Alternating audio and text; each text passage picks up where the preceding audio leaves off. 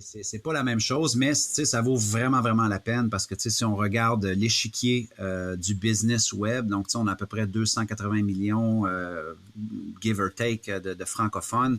Donc, c'est vraiment un marché qui est en explosion, la francophonie mondiale. Moi, je le martèle depuis longtemps, je le dis, on m'a traité de fou, de rêveur, de quoi que ce soit, sauf que lors du premier événement, on avait des gens qui venaient de 3 pays.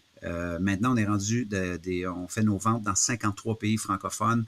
Donc, il y a ce méga stéréotype-là de penser que si on a un produit web à offrir, ben, l'Afrique n'est pas un marché potentiel, la Tunisie n'est pas un marché potentiel, l'île Maurice n'est pas un marché potentiel. Ce sont des pays qui sont pauvres. Mais quel stéréotype, parce qu'il y a des gens aussi là qui veulent entreprendre leur vie, qui ont des sous aussi et qui gagnent très bien leur vie.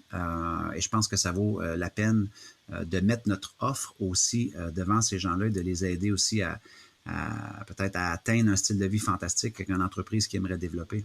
OK, ben justement, ça m'amène à ma prochaine question qui est très, très égoïste en fait, parce que je suis très curieux de savoir, ça ressemble à quoi la disproportion des ventes ou la répartition plutôt des ventes entre le Canada, la France, la Belgique et le reste de la francophonie. Parce que moi, tu me connais, je suis un petit gars de région qui parle le québécois et j'ai quand même un petit peu de misère là, justement avec la France et les autres pays francophones.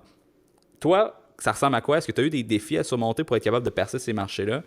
Euh, Ben, en termes de proportion, je te dirais que maintenant, on fait peut-être du 60-40, mais avant, c'était 60-40 à l'inverse. C'est-à-dire que lorsqu'on a démarré, on était quasiment dans du 100% Québec. Ok, je pense qu'il y a 2 Européens qui étaient venus à la première édition. Ok.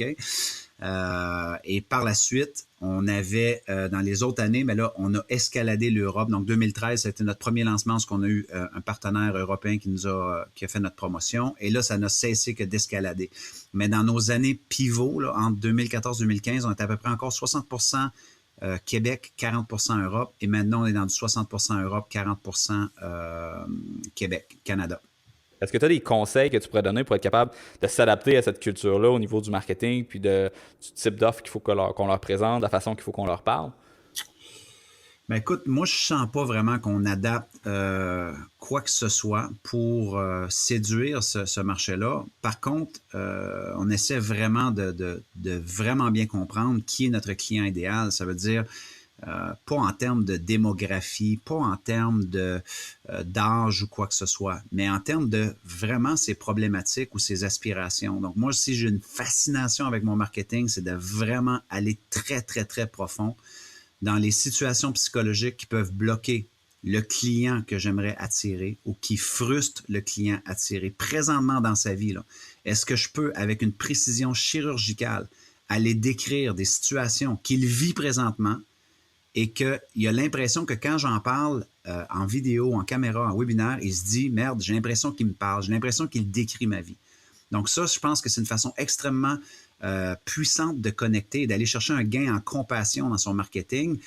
Et je trouve qu'il y a beaucoup de marketeurs qui sont très paresseux là-dedans. Ils vont rester dans du générique. Donc ça, c'est toute la portion. Est-ce que je connais les problématiques ou les roches dans les souliers que mon prospect potentiel a? Est-ce que je peux les décrire? Et par la suite, est-ce que je peux lui décrire la situation idéale à laquelle il aimerait aspirer? Donc, je pense qu'avec ces liens émotionnels-là, je pense qu'on soit en Afrique, en Belgique, en France, lorsqu'on est capable de bien, moi j'appelle ça le client idéal situationnel et émotionnel. Donc, est-ce que je peux bien décrire les situations émotionnelles qui bloquent, qui irritent, qui frustrent la personne présentement? Et est-ce que je peux décrire les émotions qui découlent de ça? Et par la suite, est-ce que je peux faire la même chose par rapport à ses idéaux? Et je pense que ça, lorsqu'on fait ça, on réalise que le langage des problématiques, le langage de la souffrance parce qu'on ne trouve pas une solution à son problème, ça, c'est universel. Tout le monde pense très souvent, à un moment donné dans leur vie, qui ne sont pas assez, qui sont peut-être affectés par le syndrome de l'imposteur, se sont fait dire que c'était impossible par leur entourage. Donc, le plus qu'on est capable d'aller humaniser la conversation que l'on a entourant notre produit et ses possibilités, selon moi, je pense, en tout cas, je pense que c'est ce qui revient le plus, Olivier. Quand on voit nos événements en France, que ce soit des gens qui viennent de l'Afrique, ceux qui viennent de la Russie, de l'Allemagne ou quoi que ce soit, ils viennent souvent dans les propos dire « Martin, dès tes vidéos de lancement, là, j'avais l'impression que c'était pour moi. Dès que tu parlais, j'avais l'impression que tu me parlais. Donc, ce que ça me dit, c'est notre souci de bien connaître notre client idéal a été très payant pour exploser en francophonie mondiale. C'est super. Et puis, comment est-ce que tu fais justement pour bien connaître les aspirations, les désirs, les peurs des gens? Est-ce que tu as des mécanismes que tu mets en place? Est-ce que c'est juste avec la conversation directe que tu as avec eux, des sondages, des tests? Comment est-ce que tu fonctionnes? Ben, c'est sûr que la méthode classique, là, de faire un sondage auprès de ton audience, donc ça, c'est quelque chose qui, déjà en partant, est au moins la décence de questionner ton public potentiel en montant un questionnaire où est-ce que justement tu vas leur dire, bon, par exemple, en ce qui concerne ce sujet-là, c'est quoi ta plus grande frustration? Donc, faut pas avoir peur de poser des questions très pointues comme ça et aussi des questions par rapport à, ben, si tu avais la chance de voir une information, eh bien, qu'est-ce que tu aimerais le plus apprendre là-dessus? Donc, qu'est-ce qu'ils sont en train de te dire? C'est qu'est-ce qu'ils aimeraient voir? Qu'est-ce qui les bloque? Qu'est-ce qu'ils aimeraient avoir entre les mains? Si tu avais une baguette magique, mais qu'est-ce que tu aimerais que j'interviewe? Donc, tu sais, avec ces gens-là, déjà là, tu peux voir, OK, ben lui enseigne ça, donc ça veut dire mes étudiants aimeraient apprendre cela aussi. Donc, le sondage, c'est un classique. Moi, dès que tu rentres dans l'Académie Zéro Limite, il y a un questionnaire qui s'appelle 20 questions qui peuvent transformer ta vie. Et c'est un questionnaire vraiment qui met les gens devant un miroir par rapport à leur croyances limitantes, par rapport à leur peur. Et je demande aux gens tout simplement de compléter des phrases. Donc, par exemple, si je me faisais plus confiance, qu'est-ce que je ferais? Et là, les gens, je ferais. Et là, les gens complètent la phrase. Si je n'ai pas réussi à la hauteur de ce que je souhaite réussir jusqu'à présent dans ma vie, c'est parce que... Donc là, les gens me confient énormément de choses très intimes par rapport à leurs croyances limitantes. Et ce qu'on remarque souvent, c'est que c'est beaucoup les mêmes choses qui reviennent. Mais moi, je me fais un plaisir à chaque année d'aller lire un peu qu'est-ce qui se passe dans les gens qui viennent de rentrer dans l'Académie Zéro Limite. Quelle est la raison numéro 1 pourquoi tu as joint l'Académie Zéro Limite? Pourquoi tu as choisi Martin comme enseignant? Qu'est-ce que tu vois dans l'Académie Zéro Limite? Est-ce que tu as essayé des programmes comme ça dans le passé? Si ça n'a pas fonctionné, pourquoi ça n'a pas fonctionné? Donc, on va chercher une multitude d'informations beaucoup plus qualitatives. Évidemment, est-ce qu'on lit tous les questionnaires? Non. Sauf qu'on en lit énormément, surtout dans les premières journées quand les gens rentrent sur le portail.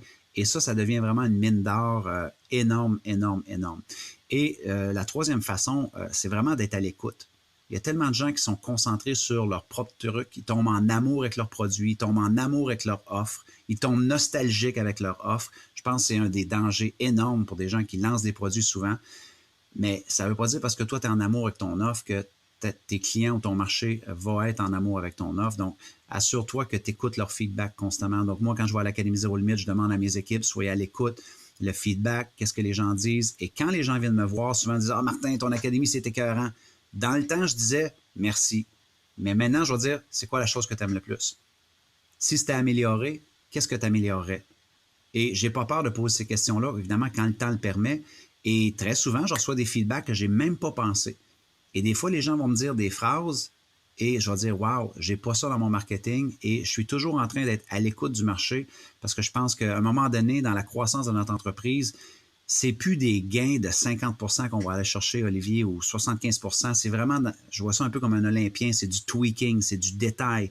C'est aller chercher ce pourcentage d'extra-là, ce 2 petits pourcents-là d'extra-là qui va faire toute la différence souvent dans ton prochain scale, dans ta prochaine percée entrepreneuriale. Donc, moi, je suis un disciple de ça. Donc, c'est certainement des éléments qui m'aident.